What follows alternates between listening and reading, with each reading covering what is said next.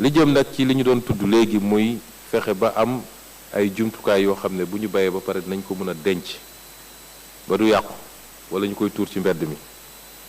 joxe nañ ci ay ndigal ki nga xam ne mooy jëwriñ bi yor mbirum mbay mi mu fexe ba def recensement ànd ceeg ministre bi yor l'armée bi lépp loo xam ne lu ñu amoon la ci ay séco ak ay magasin de stockage ñu recensé ko ak ministère bu mu mën a bokk daal koy defaraat su dee am na ci ay ñollu-ñollu ba mu mën a jëriñ campagne agricole bii di campagne 2024 li nga xam ne nag mooy ndeyu mbill mi ndax ko wax mbay wax kap poppar wax xaalis li nga xam ne nag moo war a fexe ba ñu dajale moyens yooyu nga xam ne moyens financiers yooyu nga xam ne moo ñu war a yombalal liggéey bi jox nañu ndigal ministre bi nga xam ne moo yor finance ak budget pour mu jël matuwaay yépp ànd ceeg mi jëwriñ bi nga xam ne moo yor mbirum mbay mi ba nga xam ne ñii nga xam ne ñoo yëngatu ci financement campagne agricole bi mu leen dajale ñoom ñëpp ñu waxtaan ci kenn ku nekk lan nga ci war a mën a def te kenn ku nekk ñuy xaar ci moom effort boo xam ne effort bu particulier ci exercice 2024 bi jox nañ ko ndigal it budget 2024 bi mu dugal ci li nga xam ne moom la ñu annoncé ni moom mooy budget campagne bi muy 120 milliards yi nga xam ne ci ndigalu président de la république moom la ñu jàpp dugal ci campagne ren bi mu mel ni yokk nañ ci 20 milliards boo ko nattee campagne daaw bi nga xam ne 100 milliards la woon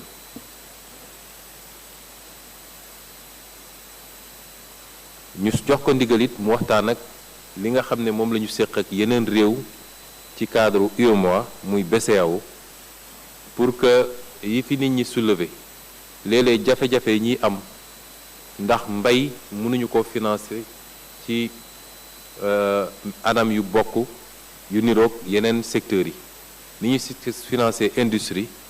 ak ni ñuy financer secteur tertiaire mënul bokk ak mbay ñu jox ko ndigal nag mu waxtaan ceeg li nga xam ne moom la ñu bokk muy suñu kilifa ci wàll boobu muy BCEAO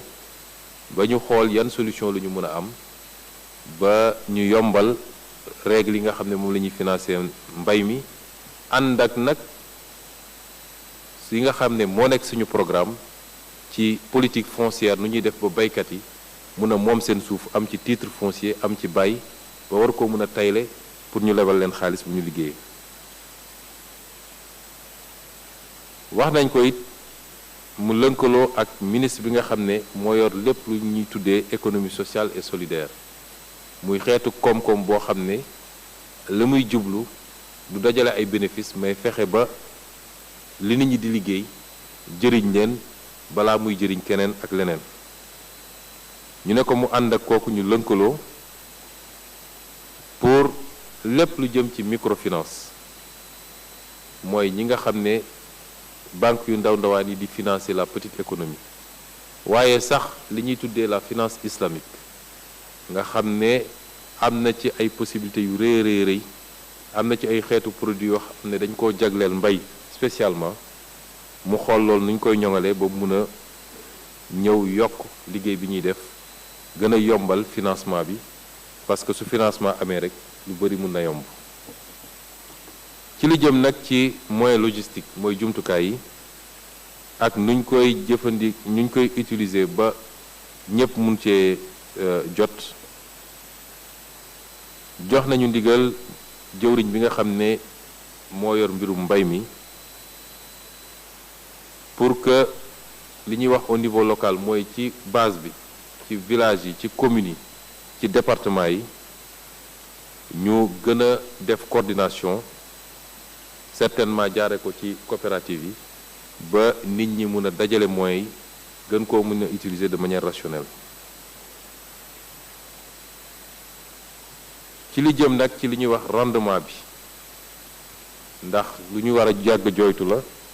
mooy fu ñu waroon def 10 tonnes à l'hectare 10 tonnes à l'hectare peut-être ñu ngi ciy def 10 kilos à l'hectare nu ñuy def ba yokk rendement boobu jox nañu ndigal jëwriñ bi nga xam ne moo yor mbirum mbay mi pour li nga xam ne mooy lu jëm ci yokk capacité suuf si te loolu mi ngi jaar ci li ñuy wax phosphatage muy engrais bi mu jël ci ay matuwaay yu mat sëkk rawatina ren ji waaye it mu farlu ci nu ñuy def ba jiw bi waaye jiwu qualité la ñu wax li ñuy wax semence certifiée nga xam ne Sénégal ñàkk nañ ko ay ati at ci gannaaw lu ñuy def ba reconstituer ko ci ni mu gën a gaawee te loolu mu war cee liggéey ak kuréel yi nga xam ne dañuy gëstu jëm ci loolu lu mel ni ISRA ñu daaneel rek ci li nga xam ne mooy lii ñu wax nii yépp nag mu bañ a doon rek discours ak ay dossiers yoo xam ne ay rapports yoo xam ne dañ koy dugal ci tiroir moo tax ñu jox ndigal ministre secrétaire général du gouvernement nga xam ne moom mooy coordonner sous la supervision du premier ministre l'action du gouvernement mu saytu liñ fi wax yépp ci ay poñ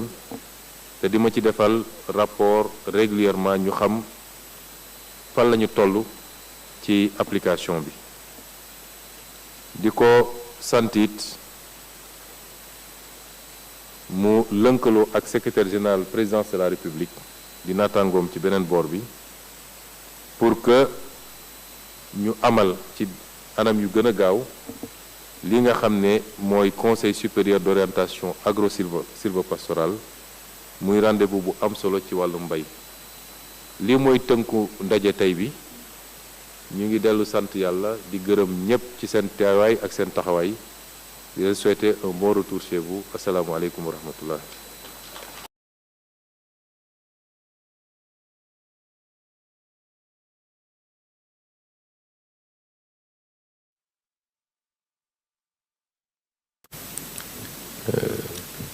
Nous commençons par féliciter Monsieur le ministre en charge de l'agriculture et de la souveraineté alimentaire et tous ses collaborateurs pour la qualité de l'organisation. Nous félicitons également et remercions tous les participants pour la qualité et la richesse des débats. Je pense qu'à l'issue de cette matinée, tous ceux qui ont assisté au débat se sont rendus compte qu'ils sont exactement sur les mêmes constats, mais également ont formulé les mêmes analyses et proposé à peu près les mêmes solutions, ce qui prouve qu'on n'a jamais eu peut-être de problème à la phase de réflexion. Il faut passer maintenant à la phase d'application avec méthode et rigueur, mais sans transiger sur les principes. Les décisions qui sont issues de ce conseil interministériel consacré à la préparation de la campagne de production agricole hivernale 2024 sont les suivantes. Au titre des dettes dues aux opérateurs, j'engage Monsieur le ministre des Finances et du Budget à prendre les mesures nécessaires pour solder la dette de l'État vis-à-vis des opérateurs pour les campagnes 2021, 2022 et 2023 au plus tard au cours de la semaine du 6 au 10 mai 2024. À procéder à un audit de la dette au titre de la campagne agricole 2023-2024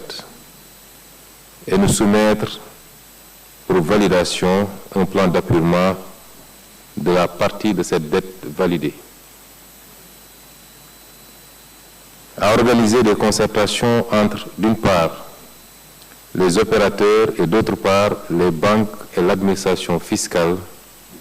en vue de trouver des solutions à l'impact des retards de paiement de la dette de l'État aux opérateurs en termes d'intérêts, de retards imputés par les banques et de pénalités sur le recouvrement des impôts et taxes dus.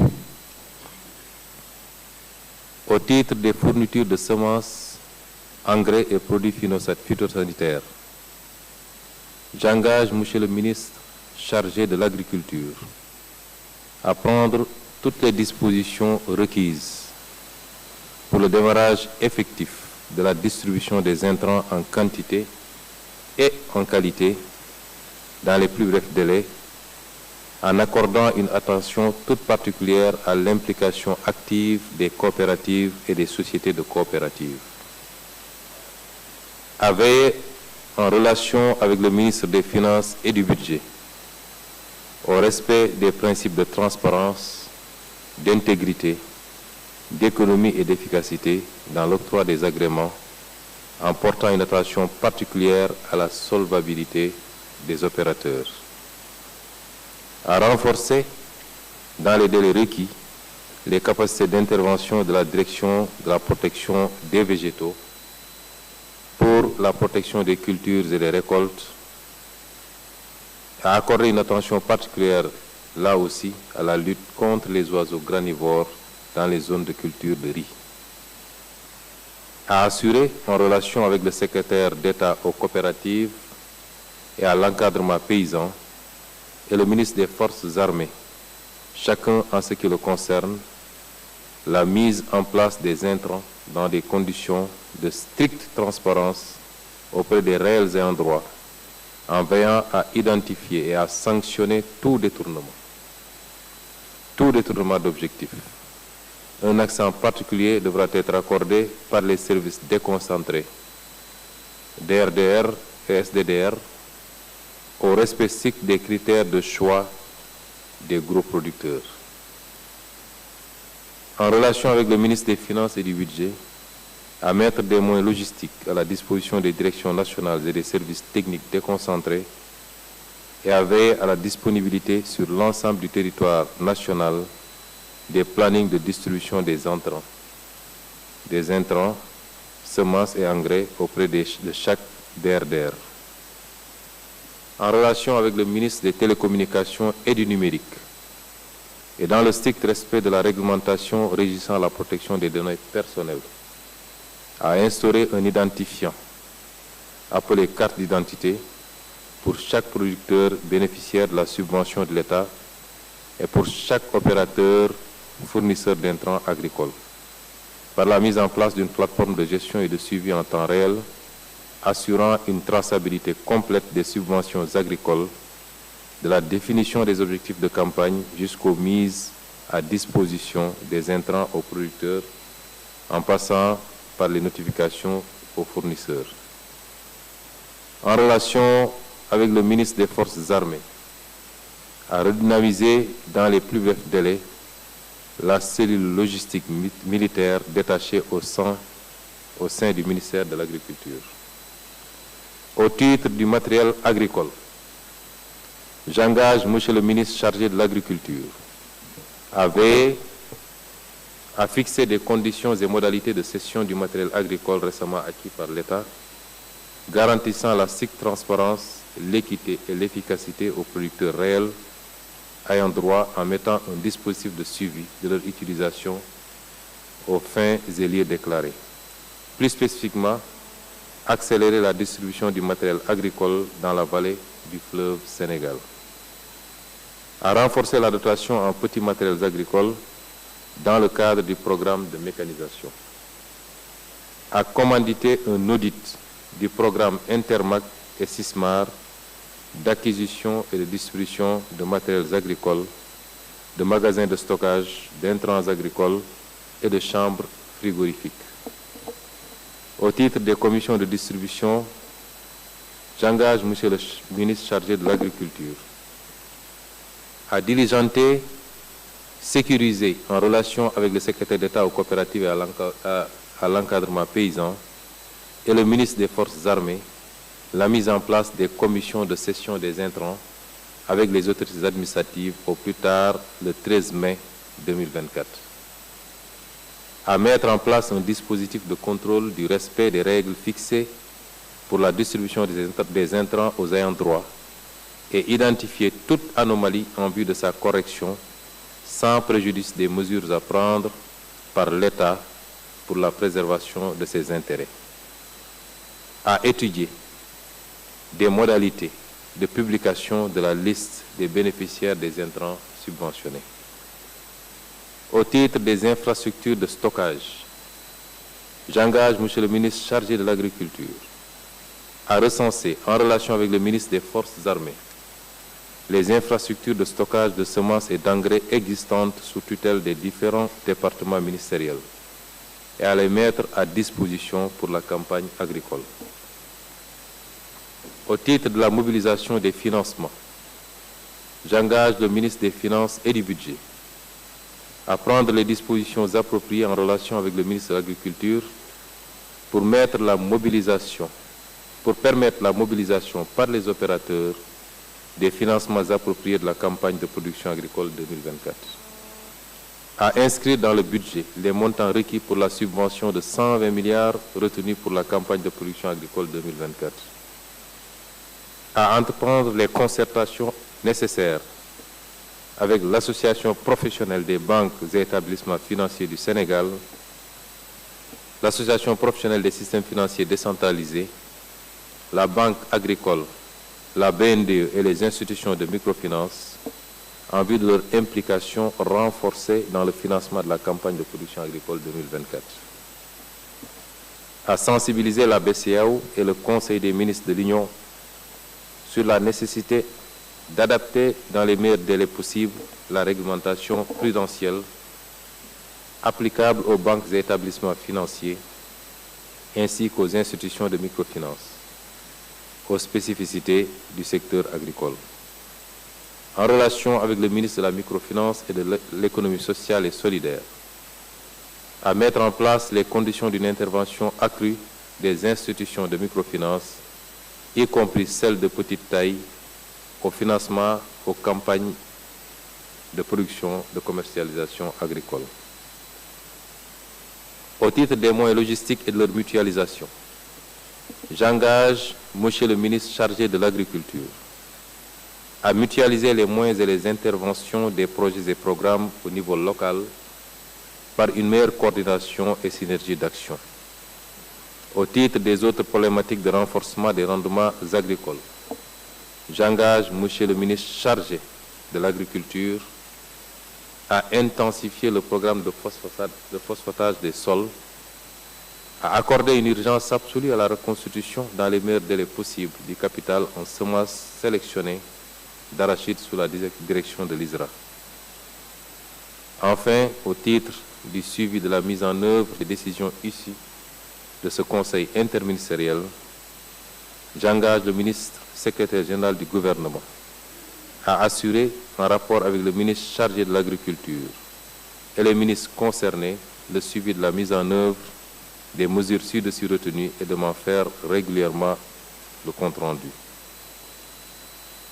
Je terminerai par dire que par demander à ce même ministre secrétaire général du gouvernement de programmer en relation avec le secrétaire général de la présidence de la République la réunion du Conseil supérieur d'orientation agro-sylvo-pastorale. ma tënk ko ci kàllaama wolof di wax ni ñi ngi sant yàlla ci jataay bi nga xam ne waxtaan nañ ci lu am solo ci réew mi muy lu jëm ci mbay mi rawatina li ñuy dëgmal muy campagne agricole bu 2024 di jaajëfal ministre bi nga xam ne moo yor mbirum mbay mi ci organisation bi di gërëm it ñi fi teew ñëpp organisation paysanne yi secteur financier bi ñëpp di leen gërëm ci seen contribution yu am solo yi ndaje bi nag am na ay ndogal yu ci jibee ñu faram-fàcce ko ci ay poñ bi njëkk bi mooy li jëm ci bor bi nga xam ne nguur gi ameloon na ko ñi nga xam ne ñoo yëngatu ñi ñuy wooy opérateur yi ñu yëngatu ci mbirum mbay mi ci fànn woowu jox nañu ndigal ci nga xam ne mooy ministre bi yor lépp lu jëm ci koom-koom wala kopparu réew mi ñu jox ko ndigal mu war a jël ay matuwaay bi ci njëkk mooy lenn ci bor boobu nga xam ne mi ngi concerné atum 2021 2022 ak 2023 mu fay ko gën saa gudd fileeg le 10 mai en tout cas ci semaine bii ñuy dublu semaine bi nga xam ne mooy daw le 6 mai ba le 10 mai la ca des nag ci bor bi nga xam ne 2023 2024 la concerné muy bor boo xam ne ni mu dajaloo gaaw na ci gaay boo xam ne mën na tey xel ñu jox ko ci ndigal mu càmbar ko ba pare ba ñu xam lu ne ci bor bi bu paree càmbar ko la nga xam ne mooy lu dëggu ci bor bi lu war dinañ ko fay ci nu mu gën a gaawe ñu sant ko it mu dajale ñi nga xam ne mooy banque yi ak ñi nga xam ne ñoo yor mbirum lémp ci réew mi ñoo ñëpp mu dajale ñu waxtaan pour ut ay solution ci li nga xam ne opérateurs yi ñu ngi koy dund te dara tegu leen ko lu dul yéex bi nga xam ne état bi yéex na koo fay bor bi ba tax ñu tegal leen ci ay intérêt ñu war koo fay ci banque yi waaye it waa lempo teg leen ci ay daan ñu war koo fayit loolu jox nañ ko ci ndigal mu dajale leen ñu waxtaan ut ci ay solution nu mu gën a gaawee ci li jëm ci wàllu ji ak engrais jox nañ ndigal jëwriñ bi nga xam ne moo yor mbirum mbay mi mu jël ci ay matuwaay pour que ci ni mu gën a gaawe ñu séddale li nga xam ne mooy intrant yi muy jiw bi ak engrais bi ci séddale boobu it na ci jox gëdd gu ama am solo li nga xam ne mooy coopérative yi ak société de coopérative yi ñu jox ko ndigal it mu war cee lënkaloo ak jëwriñ bi nga xam ne moo yor mbirum finance ak budget ñu fexe ba ci nañ koy joxe nañ ko leeral ba lépp luñ ci joxe ñu xam ci ban base dañ ko joxe rawatina nag opérateur bu ñuy jox rek nañu xool ba mu leer ni opérateur bi am na ay mbagg yu dëgër boora mun a def liggéey bi nga xam ne moom la ñu xaare ci moom ñu wax ko it li nga xam ne mooy direction bi nga xam ne mooy aar lépp lu jëm ci gàncax gi muy direction protection des végétaux jox nañ ko ci ndigal pour mu liggéey ak ñoom ba ñu mën a jël ay matuwaay ci aar lépp lu jëm ci mbay mi rawatina nag ceeb bi nga xam ne léeg-léeg picc yi dañ ci xaw a am luñ ci yàq lu bëree bëri ñu jox ko ndigal it mu war cee ànd ak jawriñ bi nga xam ne moo yor lépp lu jëm ci encadrement baykat yi ak ki nga xam ne moo yor l'armée bi mu ànd ak ñoom ñu am lu ñuy liggéey ci fexe ba ñi ñuy woowee ayants droit yi mooy ñi nga xam ne ñoo yelloo mbir mi ñu mën leen identifier ci loo xam ne du am lu ñuy lam-laame loolu nag nañ ci ànd ak service yi nga xam ne mooy service déconcentré yi ñu jox ndigal ba léegi mu war cee ànd ak ministre des finances ak du budget ñu fexe ba ñi nga xam ne ñoo nekk ci terrain bi ñoo leen di woy service déconcentré yi ñu jox leen jumtukaay yi ñu soxla yépp ba mën a accompagner campagne agricole bi ci ni mu gën a rafete ba tey ci fànn boobu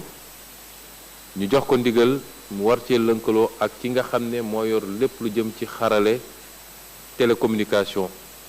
internet ak numérique bi liggéey ci gaaw a gaaw nu ñuy utiliser nu ñuy fexe ba jëfandikoo xarale yooyu ba mën a ràññeetle ñi nga xam ne ñooy yëngatu ci mbir mi ak ñi nga xam ne ñoom la ñuy jox subvention yi moo xam ci intrant jiw wala engrais wala sax matériel agricole ñu wax ko it mu lënkaloo ak ki nga xam ne mooy jëwriñ bi yor l'armée bi pour loolu nga xam ne da daan am bu njëkk ba muy benn bànqaas boo xam ne ñu ngi ko doon woowee cellule logistique militaire te mu daan nekk ministère de l'agriculture ñu dekkil ko dundalaat ko ndax liggéey bi mu doon def ci wàll wi am na ci solo ñu jox ko ndigal it moom jëwriñ bi nga xam ne mooy yor li nga xam ne moo jëm ci mbay mi mu fexe ba matériel agricole bi nga xam ne la ca Sénégal def bëri na waaye ñaare gisuñu jeexital bi ñu fexe ba am ay charte yu ñuy teg ba képp kuñ koy jox rek mu leer ni ku ko yelloo la ku ko war a am la rawatina nag mu gën a gaawal séddale matériel agricole boobu fële ci vallée du fleuve Sénégal nga xam ne potentiel bi fa am ci wàllu mbayum ceeb ba ci wàllu maraîchage potentiel bu am solo la ñu wax ko tamit ni am na ay programme yu fi am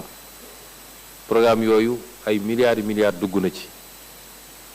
ñu waroon ci def loo xam ne dafa jëm ci jënd matériel agricole ak def ay magasin de stockage ndax mbayum Sénégal bokk na ci li ñu gën a sonal mooy stockage amuñu capacité stockage liy yàqu ci mbay mi bëri na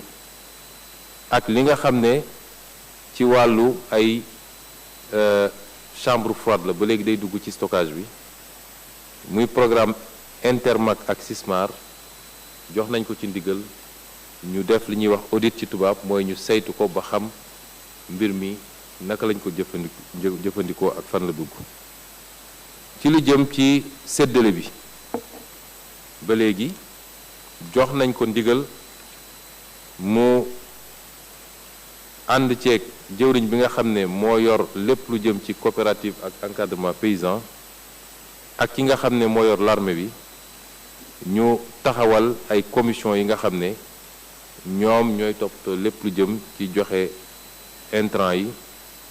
lënkaloo ci ak jëwriñ yi nekk ci région ak département yi muy les autorités administratives waaye ñu gaawal ko ba gën saa gudd le 13 mai bi ñu ne lañ ci war a def nañ ko ñu jox ko it ndigal pour mu taxawal ay charte waxoon nañ ko léegi yoo xam ne lépp loo xam ne lu jaaduwut la ci ni ñuy séddale dinañ ko teel a gis war koo mun a jubbanti ñu wax ko it mu xool ay pexe yoo xam ne ñi nga xam ne dañ leen di jox subvention yi ñu mën koo def ci ay liste yooyu ñu xamal ko Sénégalais yépp ba kenn ku nekk xam ni fi mbir mi war a dem fa la dem ñi ko war a jox yépp jox nañ leen ko te amul kenn koo xam ne yellawul ko te jox nañ la ko bu ko defee subvention bi dina yegg ci baykat bi waaye du doon loo xam ne day nekk ci yeneen loxo ay nit di ko récupérer di ko jaayaat wala di ko génne réew mi li jëm nag ci li ñu doon tudd léegi muy fexe ba am ay jumtukaay yoo xam ne bu ñu bayee ba pare dinañ ko mën a denc ba du yàqu wala ñu koy tuur ci mbedd mi joxe nañ ci ay ndigal ki nga xam ne mooy jëwriñ bi yor mbirum mbay mi mu fexe ba def recensement ànd ceeg ministre bi yor l'armée bi lépp loo xam ne lu ñu amoon la ci ay séco ak ay magasin de stockage ñu recensé ko ak ministère bu mu mën a bokk daal koy defaraat su dee am na ci ay ñoll ba mu mën a jëriñ campagne agricole bii di campagne 2024 li nga xam ne nag mooy ndeyu mbill mi ndax ko wax mbay wax koppar wax xaalis li nga xam ne nag moo war a fexe ba ñu dajale moyens yooyu nga xam ne moyens financiers yooyu nga xam ne moo ñu war a yombalal liggéey bi jox nañu ndigal ministre bi nga xam ne moo yor finance ak budget pour mu jël matuwaay yépp ànd ceeg mi jëwriñ bi nga xam ne moo yor mbirum mbay mi ba nga xam ne ñii nga xam ne ñoo yëngatu ci financement campagne agricole bi mu mun leen dajale ñoom ñëpp ñu waxtaan ci kenn ku nekk lan nga ci war a mën a def te kenn ku nekk ñuy xaar ci moom effort boo xam ne effort bu particulier ci exercice 2024 bi. jox nañ ko ndigal it budget 2024 bi mu dugal ci li nga xam ne moom la ñu annoncé ni moom mooy budget campagne bi muy 120 milliards yi nga xam ne ci ndigalu président de la république moom la ñu jàpp dugal ci campagne ren bi mu mel ni yokk nañ ci 20 milliards boo ko nattee campagne daaw bi nga xam ne 100 milliards la woon.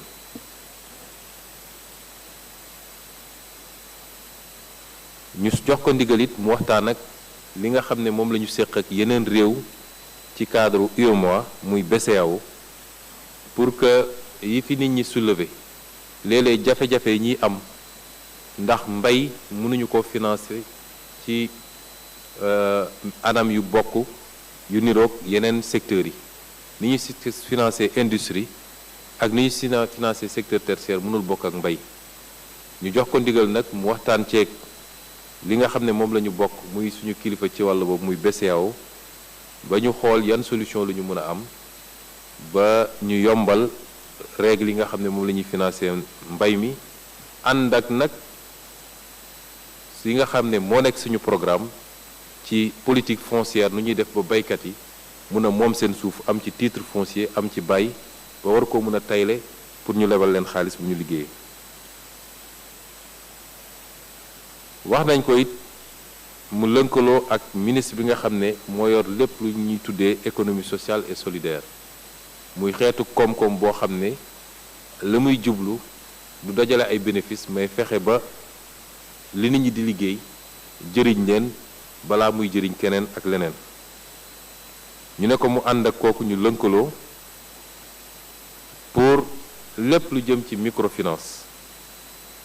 mooy ñi nga xam ne banque yu ndaw ndawaan yi di financer la petite économie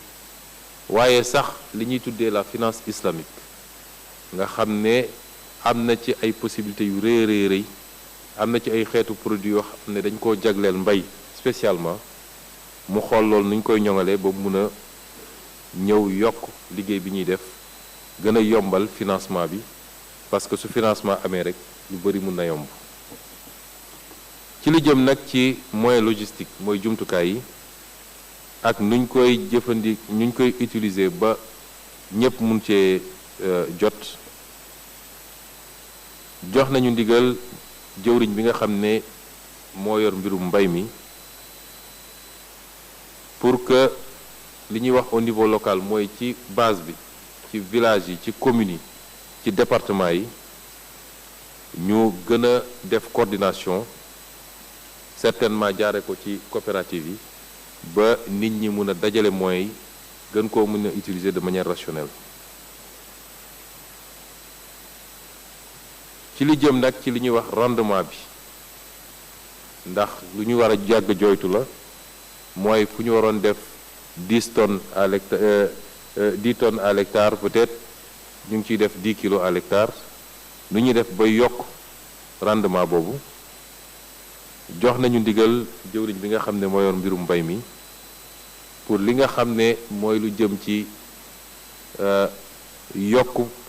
capacité suuf si te loolu mi ngi jaar ci li ñuy wax phosphatage muy engrais bi mu jël ci ay matuwaay yu mat sëkk rawatina ren ji waaye it mu farlu ci nu ñuy def ba jiw bi waaye jiwu qualité la ñu wax li ñuy wax semence certifiée nga xam ne Sénégal ñàkk nañ ko ay ati at ci gannaaw lu ñuy def ba reconstituer ko ci ni mu gën a gaawee te loolu moo cee liggéey ak kuréel yi nga xam ne dañuy gëstu jëm ci loolu lu mel ni ISRA ñu daaneele nag ci li nga xam ne mooy lii ñu wax nii yépp nag mu bañ a doon rek discours ak ay dossiers yoo xam ne ay rapports yoo xam ne dañ koy dugal ci tiroir moo tax ñu jox ndigal ministre secrétaire général du gouvernement nga xam ne moom mooy coordonner sous la supervision du premier ministre l'action du gouvernement mu saytu liñ fi wax yépp ci ay poñ te di ma ci defal rapport régulièrement ñu xam fan la ñu toll ci application bi di ko sant it mu lënkaloo ak secrétaire général présidence de la République di naataangoom ci beneen boor bi pour que ñu amal ci anam yu gën a gaaw li nga xam ne mooy conseil supérieur d'orientation agro-sylvo-pastorale muy rendez-vous bu am solo ci wàllu mbay. lii mooy tënku ndaje tey bi ñu ngi dellu sant yàlla di gërëm ñépp ci seen teewaay ak seen taxawaay di leen souhaiter un bon retour chez vous. Asalaamaaleykum wa rahmatulah.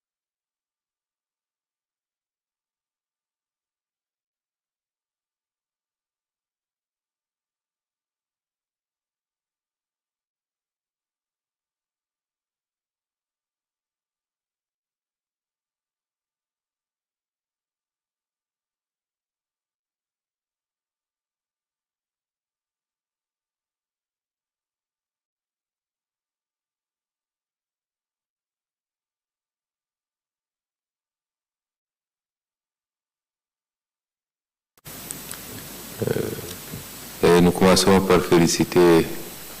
Monsieur le ministre en charge de l'agriculture et de la souveraineté alimentaire et tous ses collaborateurs pour la qualité de l'organisation. Nous félicitons également et remercions tous les participants pour la qualité et la richesse des débats. Je pense qu'à l'issue de cette matinée, tous ceux qui ont assisté au débat se sont rendus compte qu'ils sont exactement sur les mêmes constats, mais également ont exactement ont formulé les mêmes analyses et proposé à peu près les mêmes